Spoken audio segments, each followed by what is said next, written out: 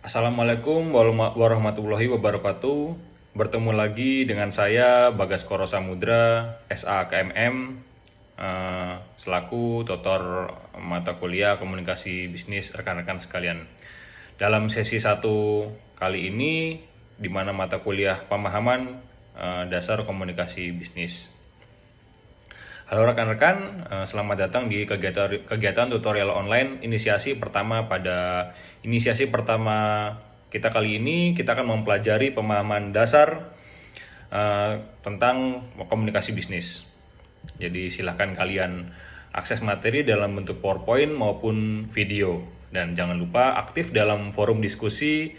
Setelah mempelajari modul ini, mahasiswa diharapkan dapat memahami pemahaman dasar komunikasi bisnis dan perencanaan pesan komunikasi bisnis.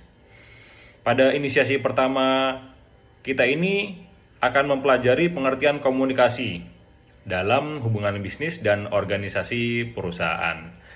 Garis besar tujuan dan manfaat komunikasi bisnis organisasi perusahaan.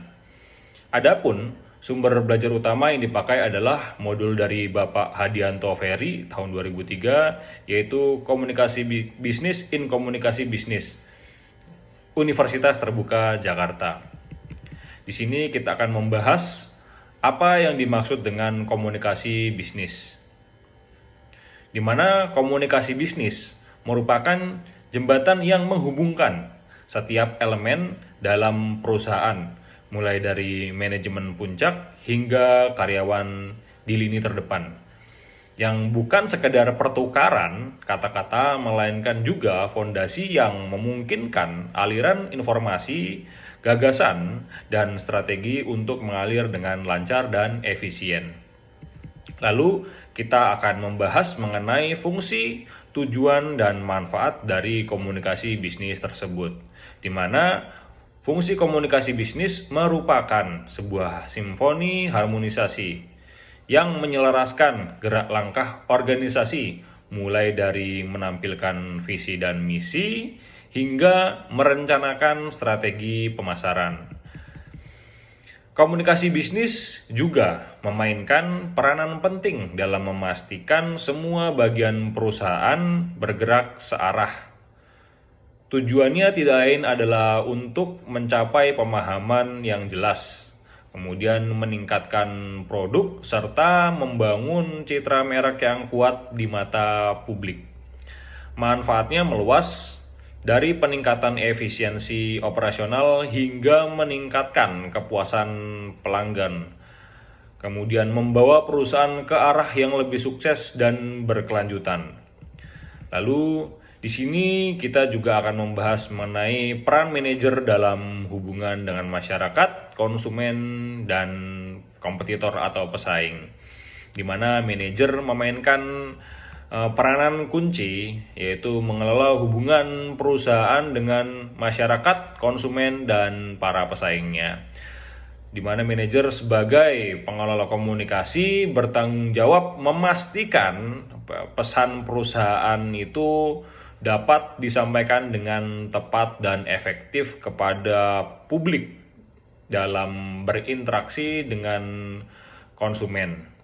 Dan manajer juga bertindak sebagai perantara yang memastikan bahwa kebutuhan dan keinginan pelanggan dapat dipahami dengan baik. Di sisi lain, manajer juga memantau pergerakan pesaing dan mengidentifikasi peluang dan ancaman, serta merancang strategi untuk mempertahankan posisi kompetitif perusahaan.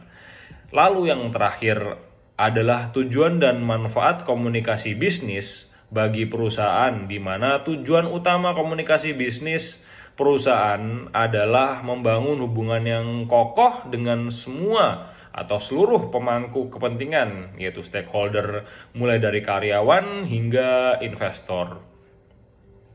Kemudian komunikasi yang efektif juga membantu memperkuat kepercayaan, mengurangi konflik, serta mempercepat pengambilan keputusan di seluruh tingkatan organisasi.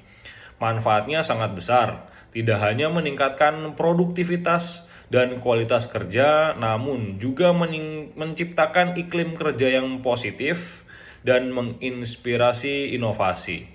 Secara keseluruhan, komunikasi bisnis adalah nadi yang mengalir di sepanjang arteri keorganisasian dan memberikan kehidupan pada arah dan energi yang dibutuhkan untuk mencapai kesuksesan dalam memahami pentingnya komunikasi bisnis. Serta yang harus dipahami peran strategisnya dalam setiap aspek operasional suatu perusahaan. Kita juga dapat menggali potensi yang tidak terbatas untuk terus tumbuh dan mencapai keberhasilan dalam jangka panjang, yang mana merupakan itu adalah keinginan setiap perusahaan untuk tumbuh terus dan mencapai abadi, bahasanya seperti itu. Mungkin sekian dari saya. Wabillahi taufiq walhidayah. Wassalamualaikum warahmatullahi wabarakatuh.